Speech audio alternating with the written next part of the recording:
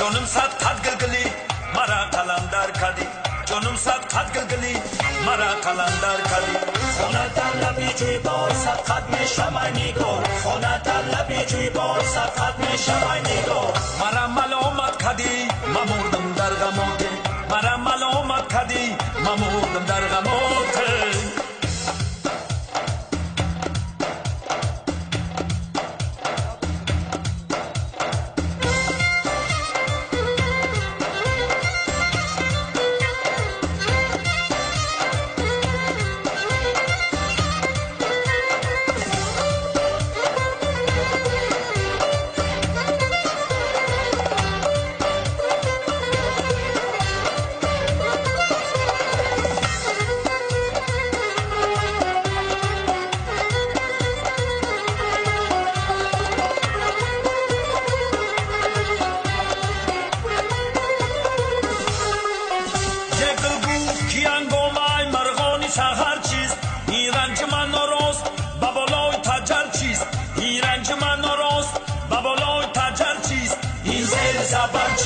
پایان نظر چیست این زیر زربر چیست پایان نظر چیست خورگلی تن چیست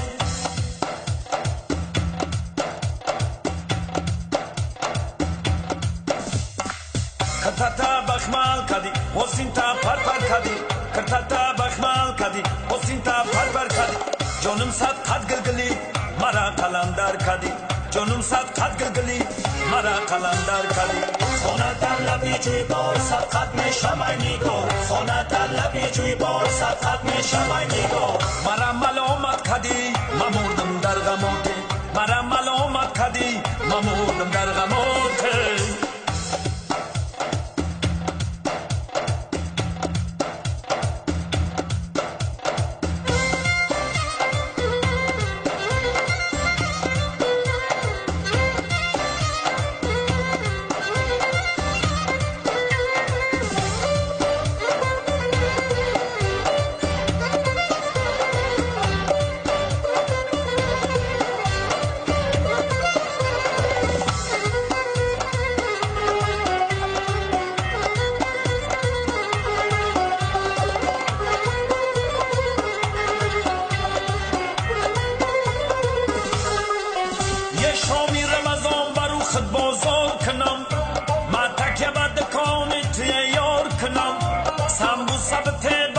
از روی کرم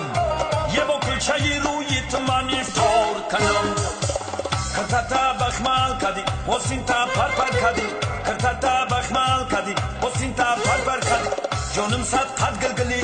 مرا قلندر کدی جانم صد قد گلگلی مرا قلندر کدی خونه در لبی جوی بار صد قد میشم ای نگار خونه در لبی جوی بار صد قد میشم ای نگار مرا ملامت کدی من مردم در غمات مرا ملامت کردی من مردم در غمات دیشب خانمی زیبا و خوابی من در آمد دیشب خانمی زیبا و خوابی من در آمد سوبیدم خستم زیجا خواب از یادم بر آمد سوبیدم خستم زیجا خواب از یادم بر آمد